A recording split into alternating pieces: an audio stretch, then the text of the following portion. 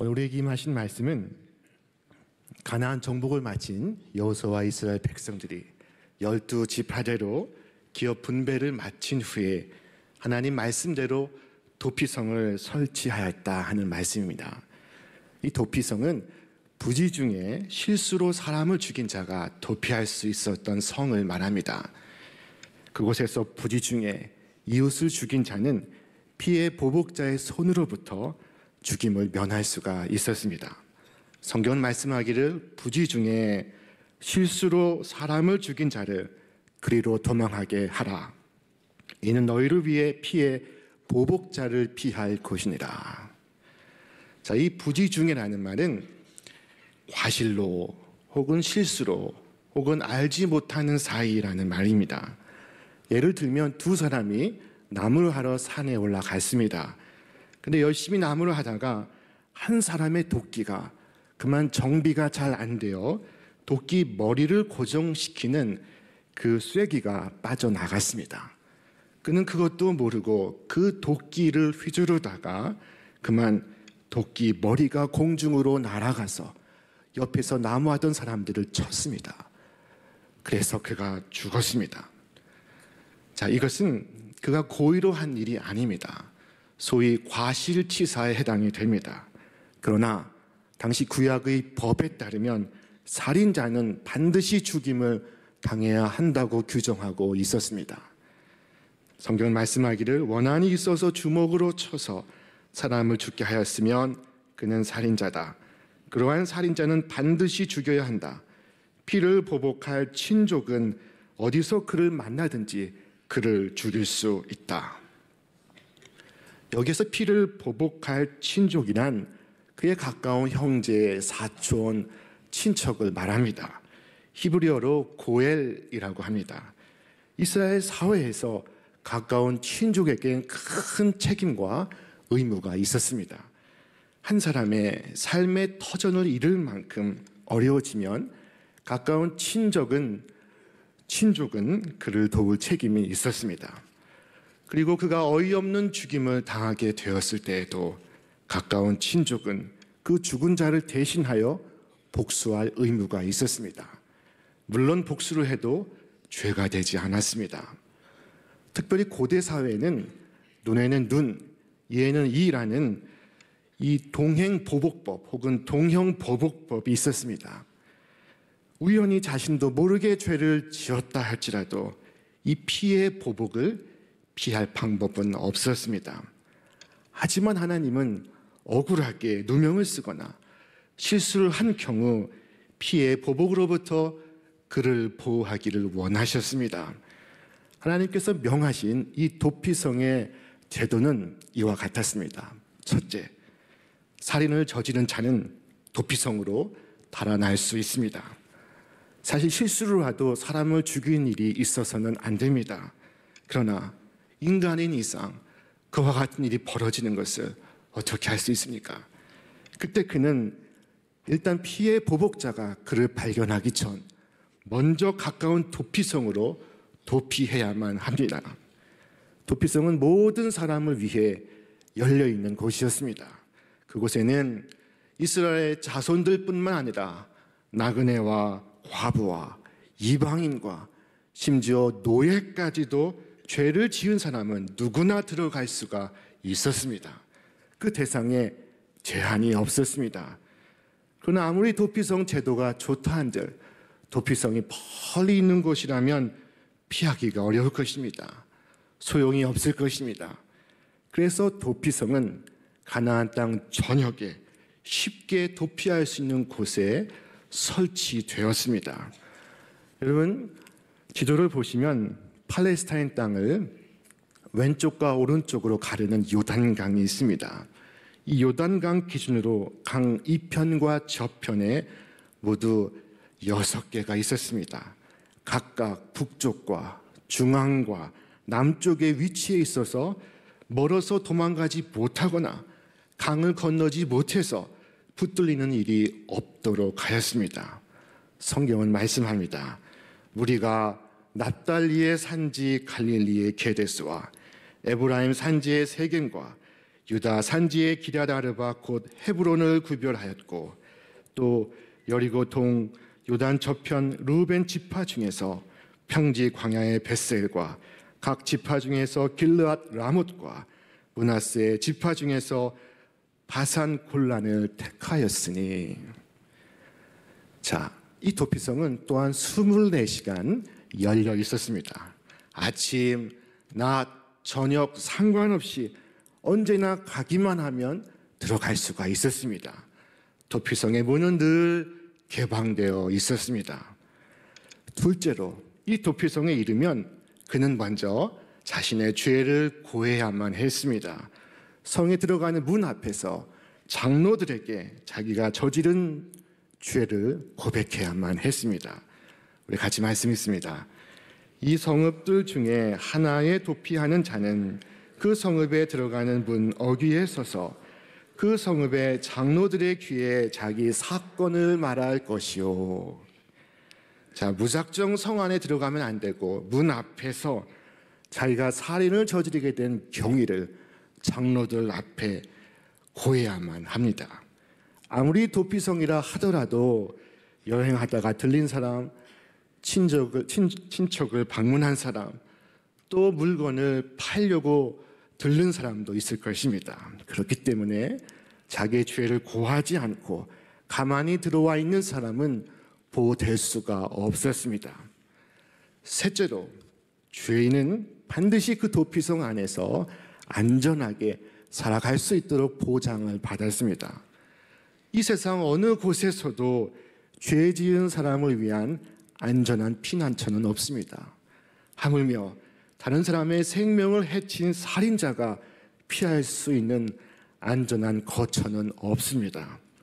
그러나 죄 지은 자를 위하여 하나님은 피난처를 예비해 놓으셨습니다.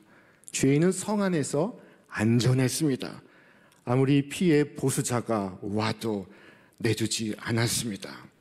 자, 말씀 같이 있습니다.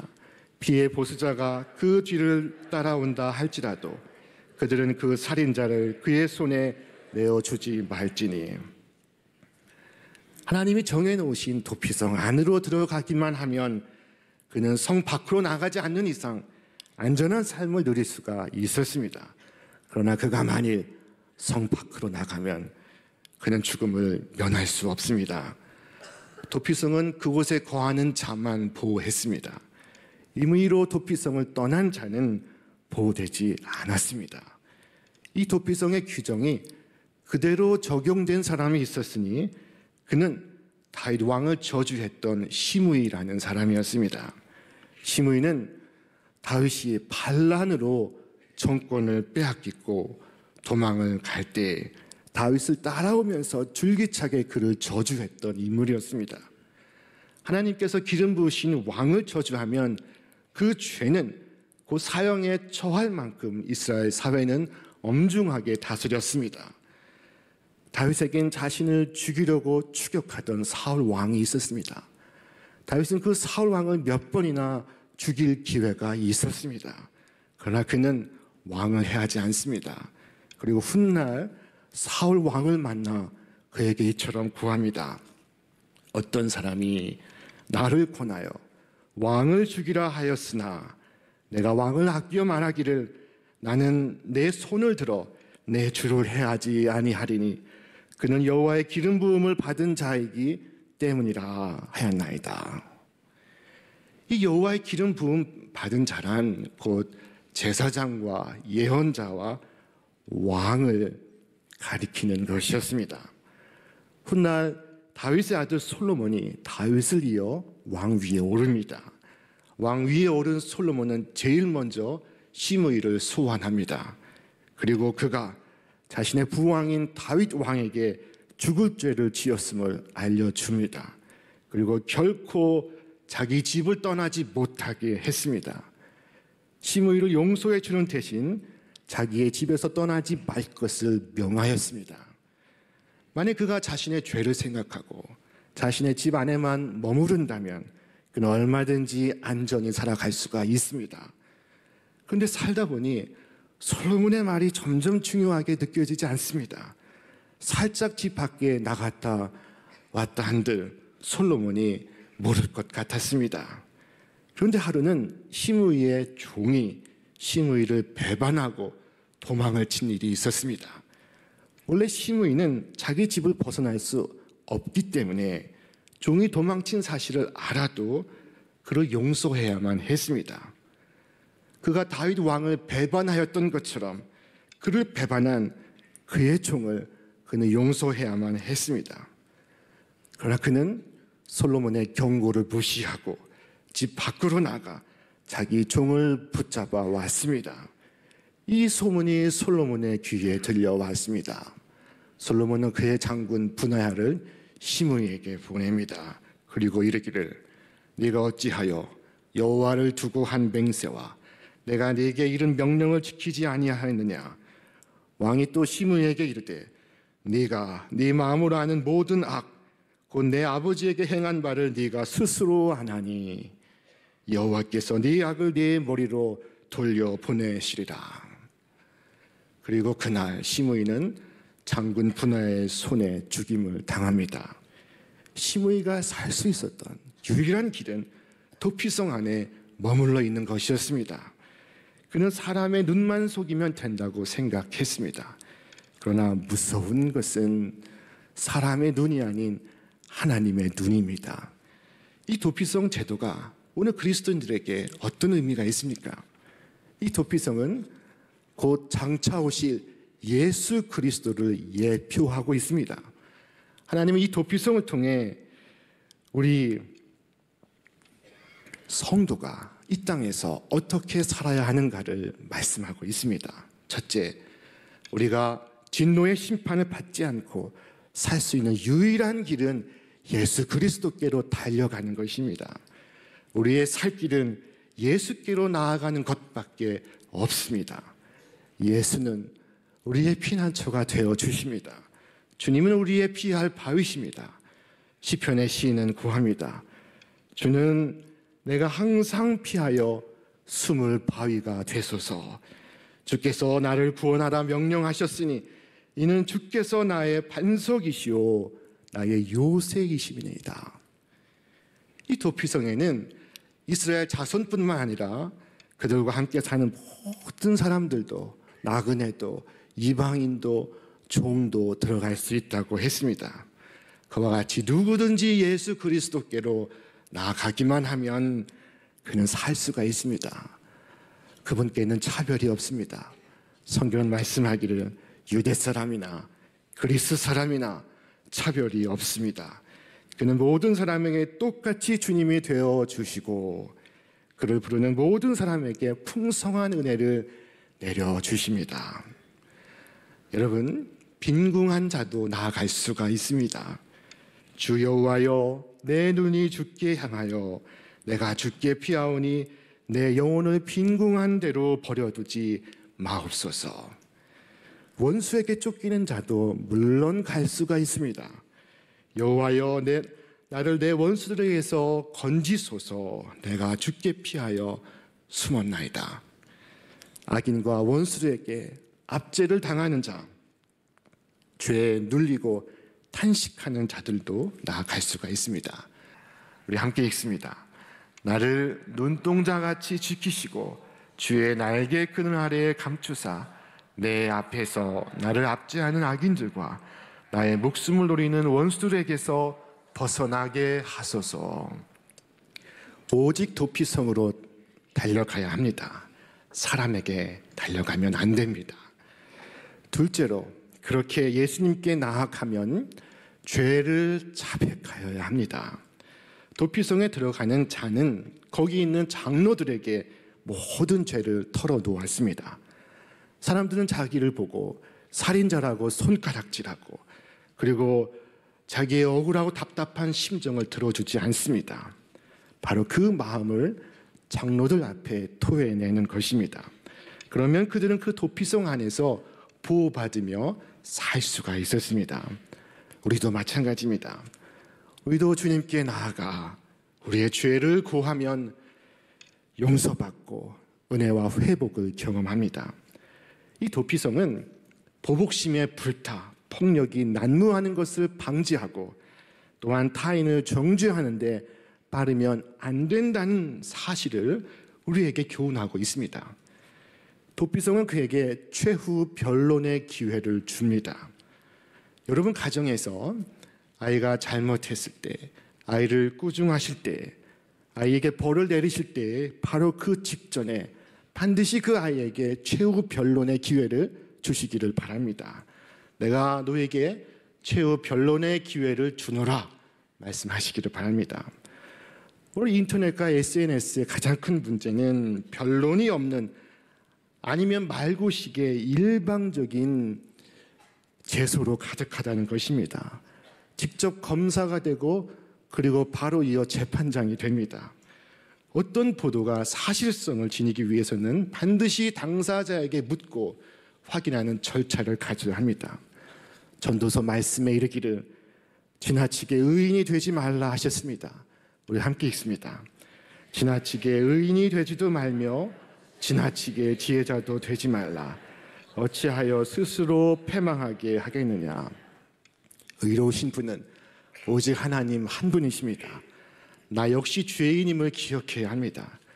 우리는 죄인이었다가 하나님께 용서받은 자들입니다. 그러므로 하나님이 정해놓으신 한계를 벗어날 수가 없습니다. 기억하십시오. 그리스도를 떠나지 말아야 합니다.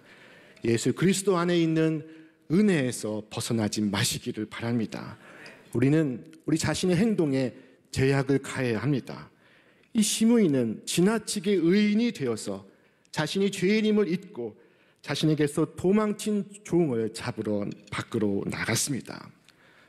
여러분, 예수 그리스도께 은혜를 입으셨습니까? 그렇다면 주의 은혜 가운데 머무시기를 바랍니다. 도피성을 나오지 마십시오. 우리는 본질상 죄인입니다. 구원받았으나 구원받은 죄인입니다. 그래서 은혜를 벗어나면 안전하지가 않습니다. 이것이 세 번째 특징입니다. 우리가 이 세상에서 안전하게 살 수 있는 방법은 도피성 안에서 살아가는 것입니다. 성을 떠나지 말아야 합니다. 우리 같이 말씀 있습니다. 그들은 그를 성읍에 받아들여 한 곳을 주어 자기들 중에 거주하게 하고 여러분 호적을 옮겨야 됩니다. 그 성에 거주해야 합니다. 그 성에 터잡고 살아가야 합니다. 도피성은 생명을 보존하기 위한 목적으로 만들어진 곳입니다. 그러므로 도피성을 떠나면 생명을 보존할 수가 없습니다. 우리는 오직 주 안에서 안전합니다. 밖으로 뛰쳐나가면 그는 더 이상 안전하지 않습니다. 세상에 안전지대는 없습니다. 오직 하나님 안에 거하는 자만이 안전합니다. 다윗은 노래했습니다. 내가 평안히 눕고 자기도 하리니 나를 안전히 살게 하신 이는 오직 여호와시니이다.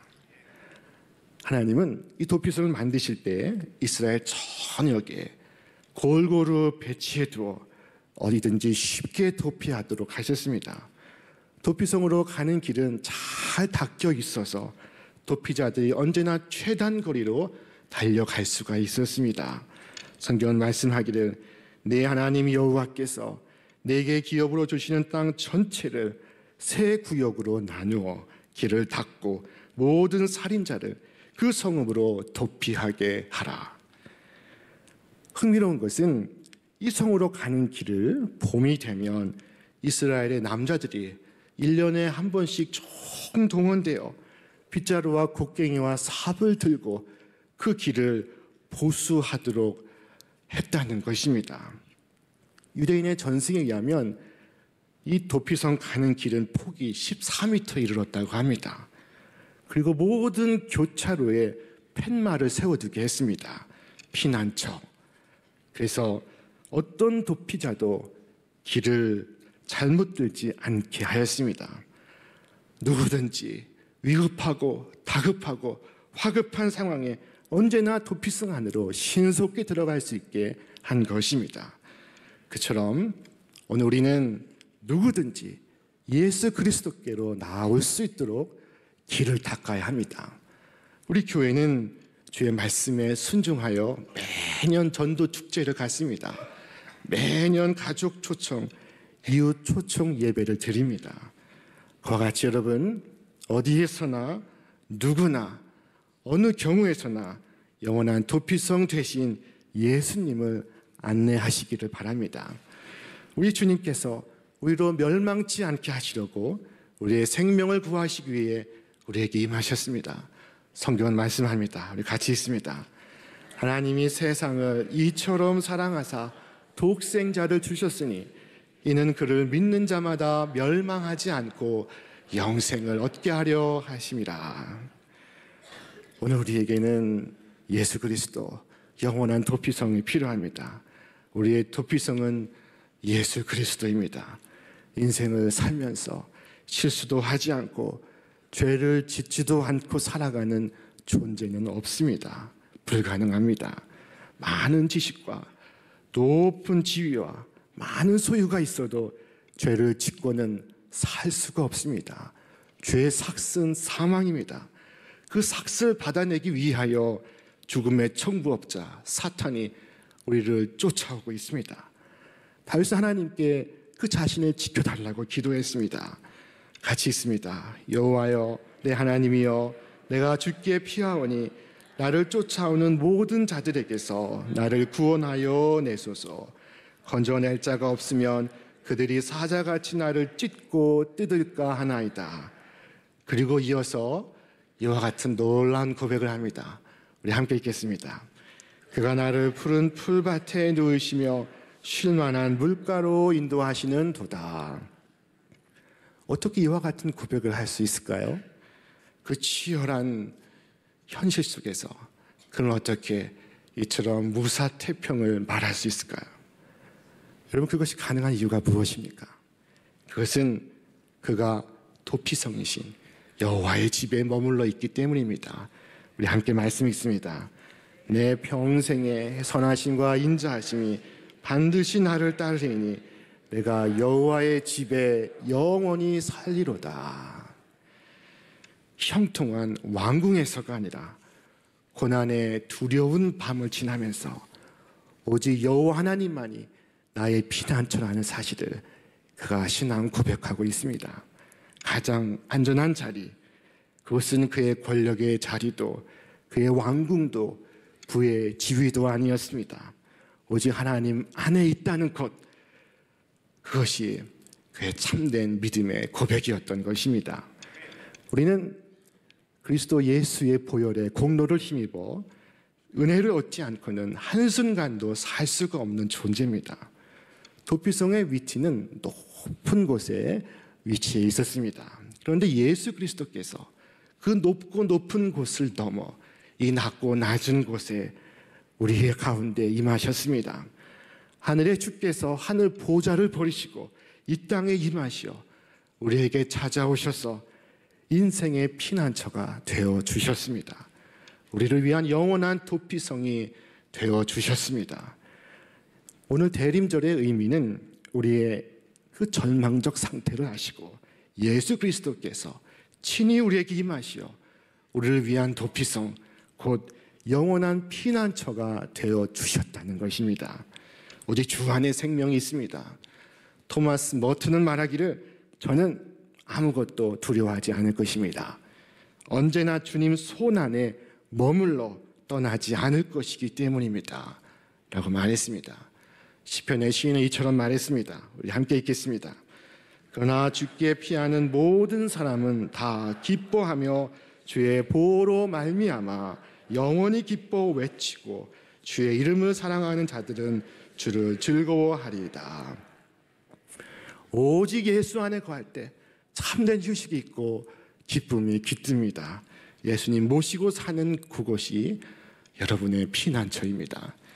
이 땅에서 괴롭고 힘겹고 그리고 말할 수 없는 고난을 당할 때 피곤하고 지치고 죄의 짐에 눌릴 때마다 도피성 대신 주께로 달려가시기를 바랍니다. 하늘의 주님은 우리의 그 무서운 죄에도 치명적인 죄에도 불구하고 우리를 위한 도피성을 예비해 놓으셨습니다. 어느 누구도 과거의 죄로 심판받지 않을 것입니다.